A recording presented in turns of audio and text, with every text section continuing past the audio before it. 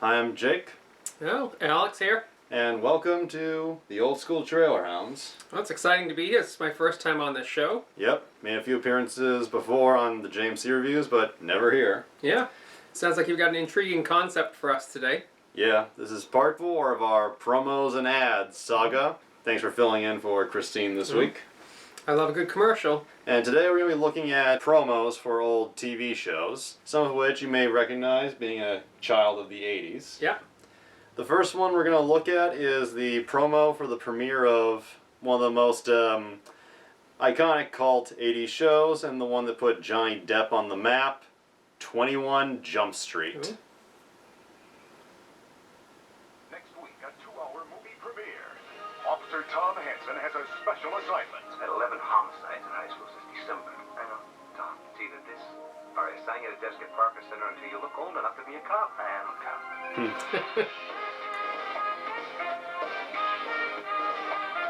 Hansen, Aoki, Penhall, Hobbs. They look like kids, but they're an elite undercover force. They're the cops of 21 Jump Street, and they're going back to school. Meet you at school. Cops have to be old enough to drive after dark. You follow me, boy?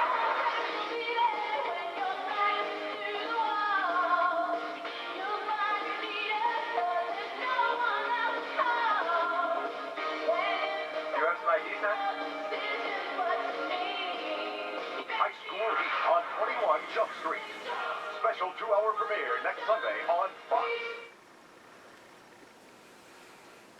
Did you ever watch 21 Jump Street? Only a little bit. It was a little bit, a little too old for me when I was growing up, but I watched a few episodes here and there, so kind of reminded me of general nostalgia for the 1980s shows in general. I've seen an episode or two.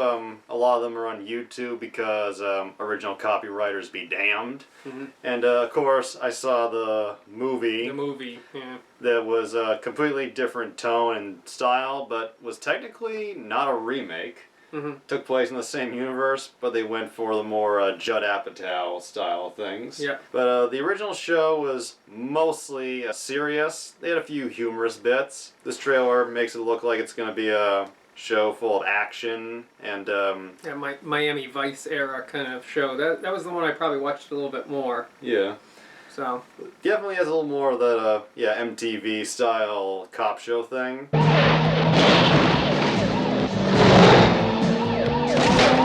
Johnny Depp, this was his first major role, and ironically, he hated being on this show.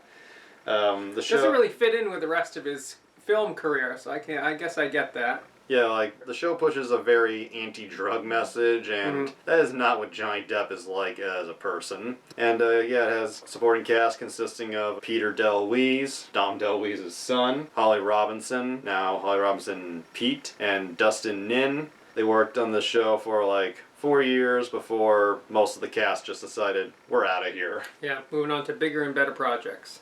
And, you gotta wonder just how believable this premise is, because it's portrayed that they go to a new school every week, every episode. Just kind of just fit in. Yeah, Yeah. like, how many schools are there Yeah. that they could do this over and over without arising suspicion? Obviously before the internet era.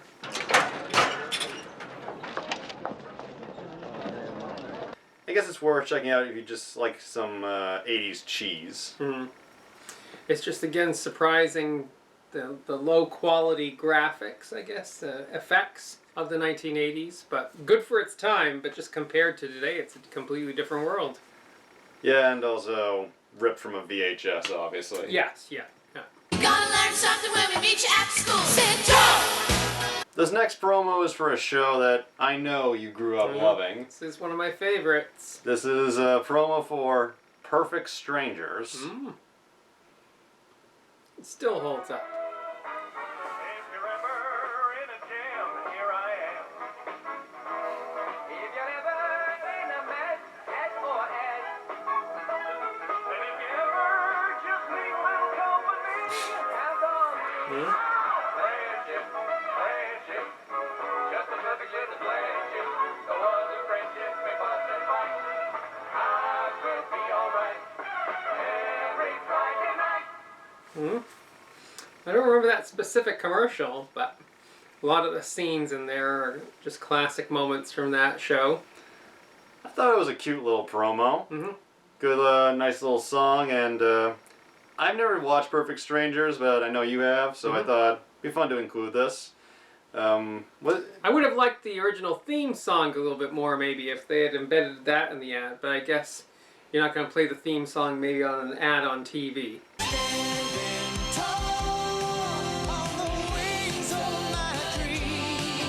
Good show, ahead of its time. And was the show that gave birth to Family Matters. Mm-hmm. I've got to dance! Which obviously went even bigger than Perfect Strangers, but still. We'll be alright every Friday night. You recommend it to people? I would recommend both, yes. I think both had their strong points.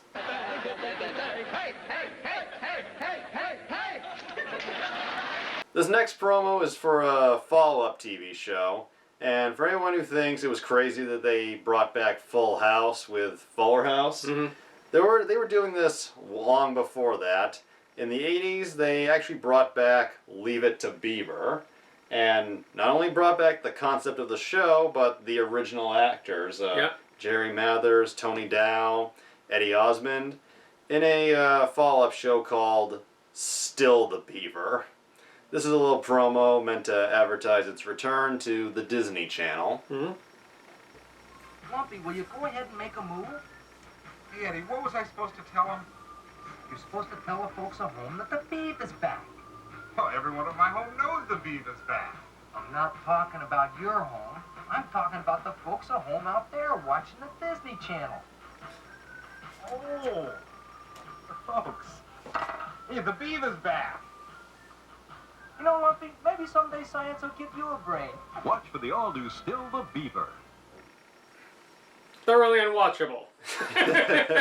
And that promo is painful to watch, period. Like most of Leave It to Beaver.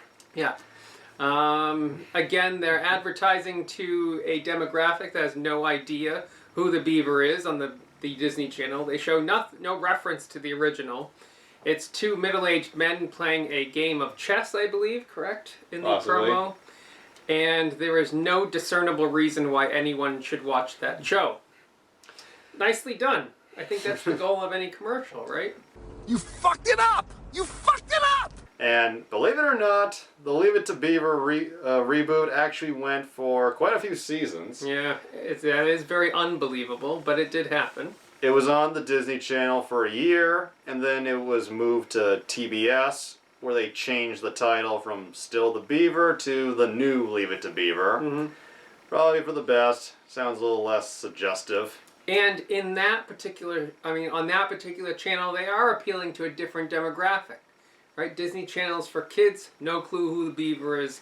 And if you move it to the other channel, that's going to include more of those people looking for nostalgia back in their childhood. So that move made sense, and probably was the reason it was on the air for so long. About 5 or 6 years. Unbelievable.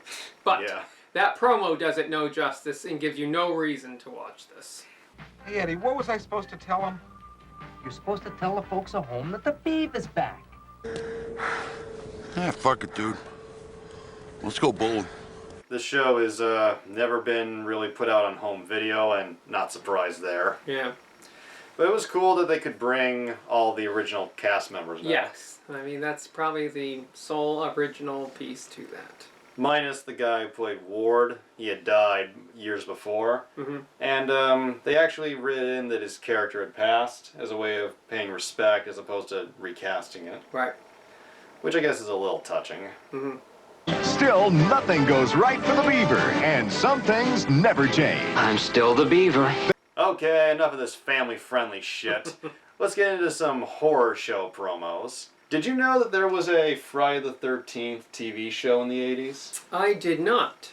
It has the same producer as the movies, Frank Mancuso Jr., but it has no connection to the movies at all. Jason's not a part of it. They just called it that because he produced the movies and they wanted to draw people in. It's a show about people who run an antique store trying to find cursed antiques that were sold and get them back. Does it have a Twilight Zone-ish kind of feel to it, or? A little bit. It has the same characters coming back each episode, but it has an almost anthology-ish vibe to it. Oh.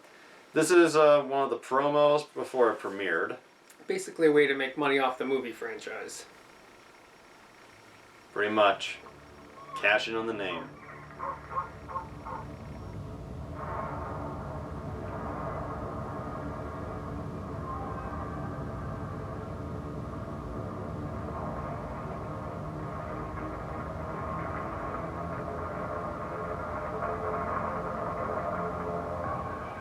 Friday the 13th, Saturday night at 11:30 on TV3.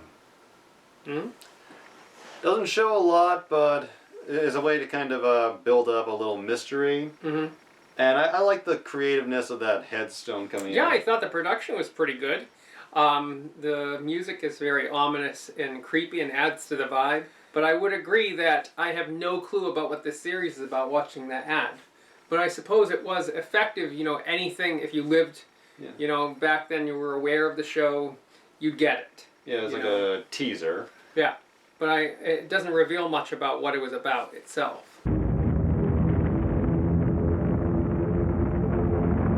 I don't get it. The show ran for 3 seasons. Mm-hmm. It ended pretty abruptly. They had no real closure to the end of it. Oh, this is just great. And this is a little promo that shows a little bit more about what it's about. Okay. Explains the basic plot. Louis Vondrady made a deal with the devil to sell cursed antiques, but he broke the pact, and it cost him his soul. Now his niece Mickey and her cousin Ryan have inherited the store, and with it, the curse. Now they must get everything back, and the real terror begins. Doll. Very quick, but it establishes the gist, and looks Definitely some intriguing parts there. It's not totally unwatchable. Yeah. So, I wonder what kind of time frame this was on TV, because this is definitely not your 8 o'clock at night kind of TV show. Hard to know. There was a Freddy Krueger TV show for a while as well, but that one actually did feature Freddy Krueger. Oh. And both shows have their own cult status, and people enjoy the Friday the 13th show, but it has, once again, not related to the movies at all. Right. Which seems a little bit of a ripoff. It looks like it potentially had something to stand on its own, though. The sets seem decent from that particular promo, but... I saw a few bits of it on the Sci-Fi Channel, and I think they still rerun a few parts of it on some horror movie channel. So it has a nostalgic status. Yeah. This promo is for a short-lived but very well-remembered 80s show, Max Headroom. Ooh, it's a classic. Oh, so you know it. Oh, yes, I'm very familiar with this one. This is iconic. This is like 80s icon right here. I've seen bits and parts of it. I've never watched a full episode, so this will be mostly all I don't you. know if anybody watched a full episode, but who knows? Have I got a story for you? This is Edison Carter answering the questions other people are afraid to ask. The network that's a real mind blower. How's your head? How's yours? Where would you like me to start? We're not dealing with a technical problem anymore. Control! Does anybody know what he's talking about? Completely unpredictable. I beg your pardon. He was born at the age of 27 with no past to account for it. I have to talk to you. What's on our mind? Max Headroom after Moonlighting, Tuesday. Yeah, creative concept, and I mean, the video image of the character there, the Max Headroom character. I mean, that was what most people probably remember from this. Because you are going to see it as well. Yes, it. Yes, it. Yes, namely, the Max Headroom story. It's pretty popular. Started out as a British show and then transitioned to ABC and only ran for about a season. Yeah, the concept is a little bit forced, maybe, just to work in that kind of video aspect of it, I think. It is interesting and impressive, the design of Max Headroom. Yes. And despite... I think that's what carried it for most of the time it was on, right? Yeah, and despite supposed to being like computerized, there was no digital effects put into that. Oh. It was all makeup against like a animated backdrop. Huh. And Matt Frewer, he's an interesting character actor, done a lot of comedy. Never was really huge, but this is his iconic part that he occasionally talks about, and a lot of people love to go back and watch. Mm-hmm. It's interesting how it was only on for a year, but it definitely reached that iconic status. I simply fed his brain circuits into my computer and generated Max. Imperfect, but neat. Max Headroom, Tuesday. Wow, he could become a star. Speaking of not long lived and from the 1980s, this next promo is for a show that had 13 episodes filmed but got canceled after 9.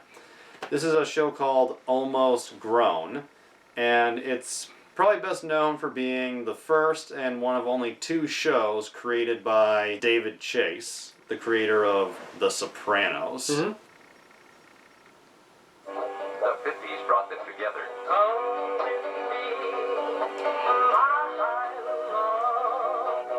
The 60s shaped their love. I spent the night with someone. You don't have to tell me about it. That wasn't part of the deal. But the 70s drove them apart.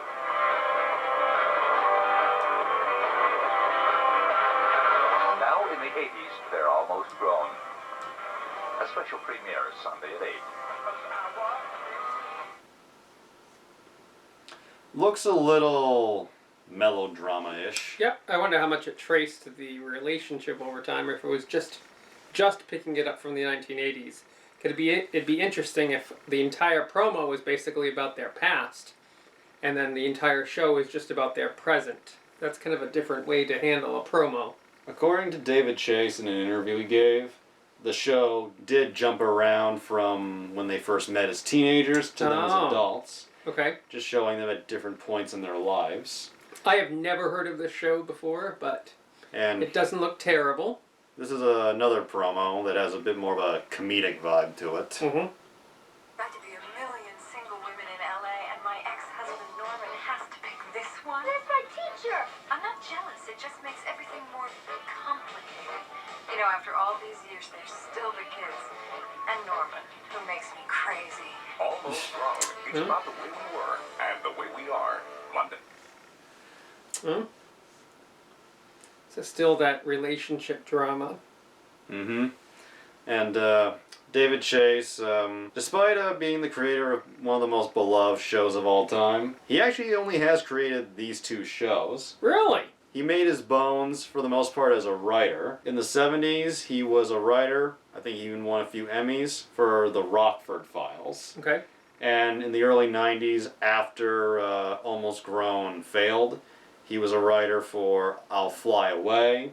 And he was a producer and writer for Northern Exposure. Okay. So yeah, he was very successful working in television, but these are the only shows he ever created. One that flopped and one that became just fucking iconic. Yeah, I guess the concept is decent behind this one, right? But yeah, it just never took off, and I've never heard of it before the promo today. It's said that the reason they believe it failed was because they put it on CBS, put it on the same time slot as Monday Night Football and the NBC Movie Night. Well, that'll do it. So yeah, bad decision making. Mm-hmm. Or maybe they just didn't have much faith in it. Or maybe, I guess, if you want to be stereotypical, right, maybe the 2 audiences would be very different for football and at least this particular show. The show was co-created by Lawrence Connor, who would later be a regular writer on The Sopranos, and is currently co-writing with David Chase that Sopranos prequel movie that's coming out next year. Yeah. So, long-lasting relationship. I guess so. More than apparently the characters on the show. Well, they did talk about how it was decades long, so that particular relationship stretching back from the 50s into the 70s, right? Come with me, my I spent the night with someone. You don't have to tell me about it. That wasn't part of the deal. Feels like it could be relatable to many people. I did like how they used the music of the time to kind of enhance the depiction of the relationship, so. That's another reason people think the show can't really be put out on home video, because they use a lot of music, and who owns the rights is always it's always a grapple these days. Yeah. But yeah. YouTube. Yeah, and the stars of the couple were Tim Daly. Oh, Wings. And Eve Gordon. I don't know her. And one of the supporting characters is played by Marcia Cross, who went on to star on Desperate Housewives. Oh. So, yeah, some people had careers after this show. Yep. Now in the 80s, they're almost grown. Did you watch any movie channels in the 80s, like HBO? No, we never really could afford any of those channels ourselves, but... Most of us can't. And there were many movie channels in the 80s, like HBO, Showtime, Cinemax, and last year me and Christine react to a few bumpers for those channels. This is a bumper for Cinemax in 1980 that they play before movies.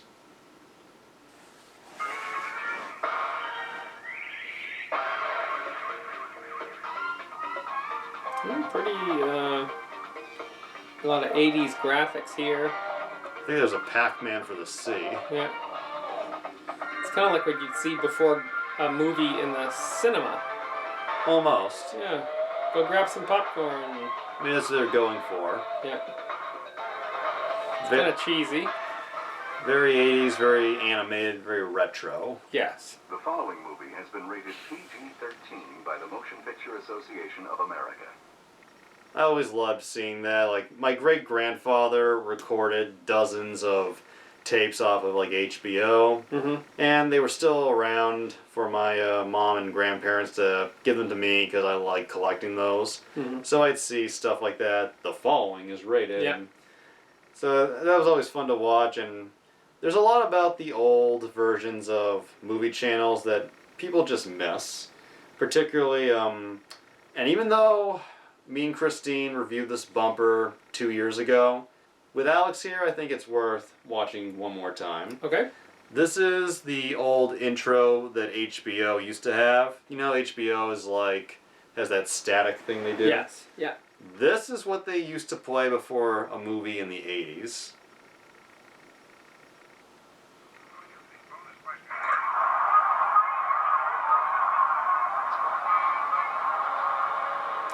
Family night.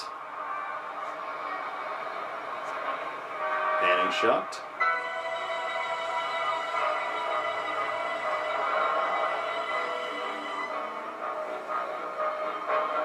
It's quite long, huh? Impressive.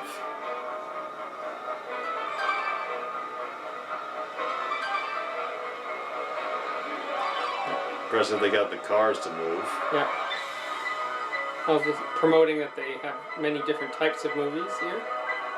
Appeal to lots of different folks. Here it is.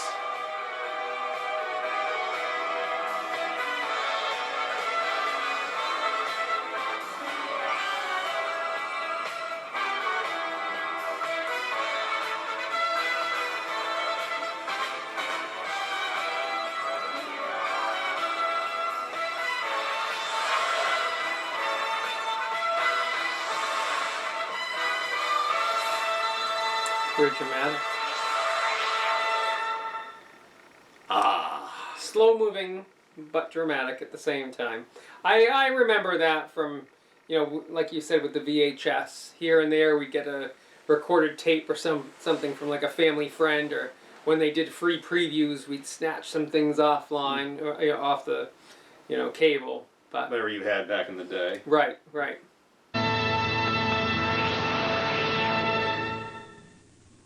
The following movie has been rated R by the Motion Picture Association of America. It is intended for mature audiences. It's loved by many who keep saying, please bring this back.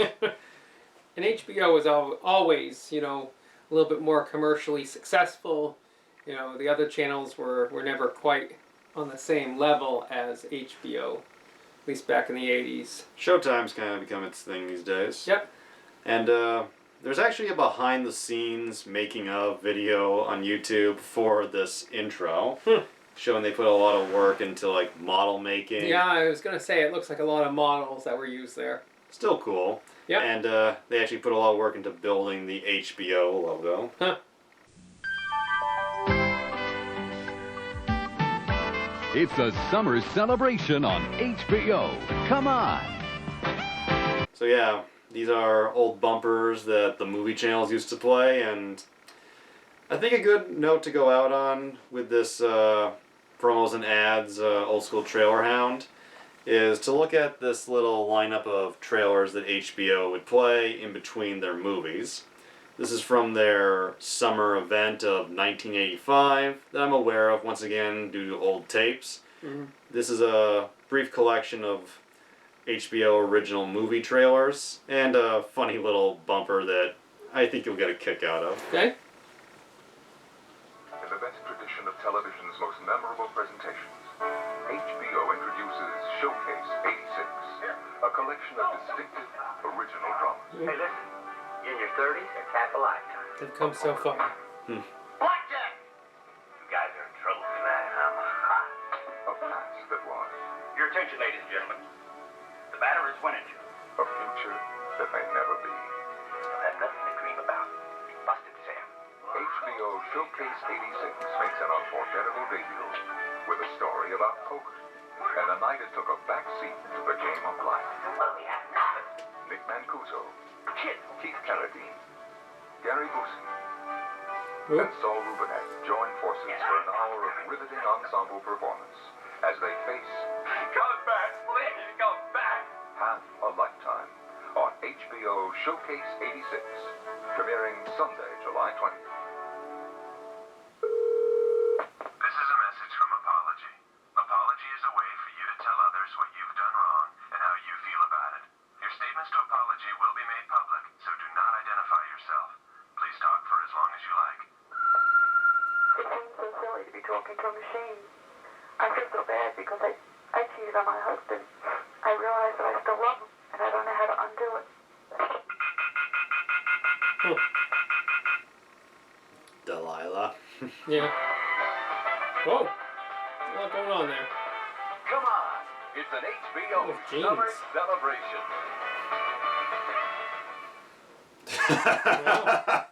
That is probably the most 80s thing you Yeah. can see. A little half shirt. Breaking 2 Electric Boogaloo vibes Yep. going here. And yeah, HBO would have their summer events going on. And I remember seeing mini trailers for those 2 movies.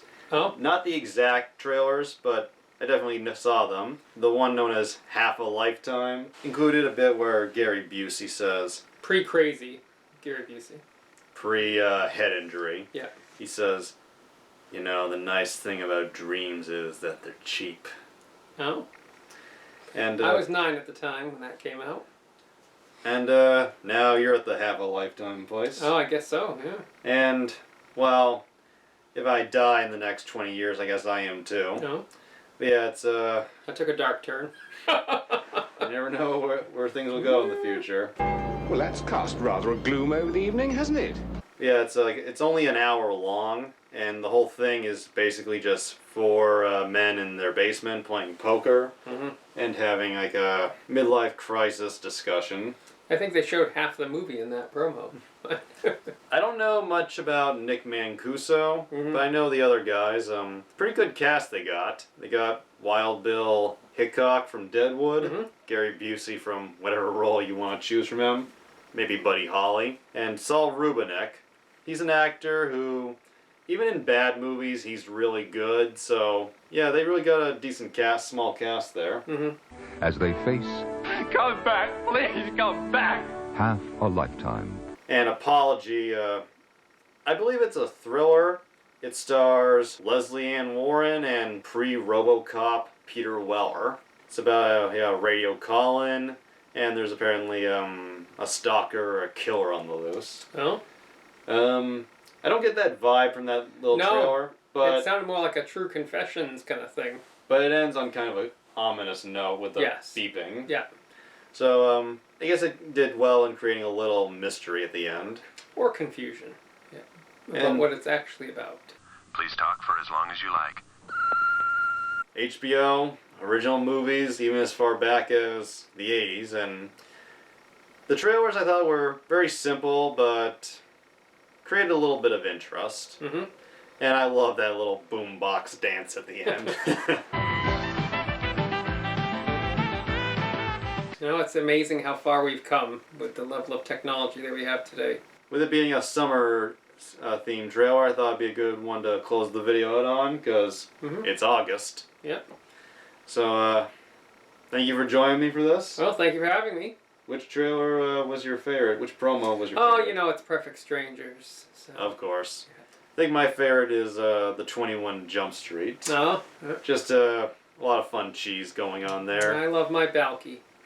Friendship, friendship, just a perfect little friendship. Well, this has been fun, but I gotta get back to Christine.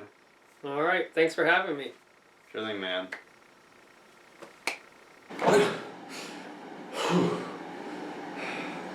Hey, Hi. I'm back. Thank God. I missed you. I missed you too. Good to be back, and it's been fun doing the commercials, but we gotta get back on track. We'll see you next week with a trailer review.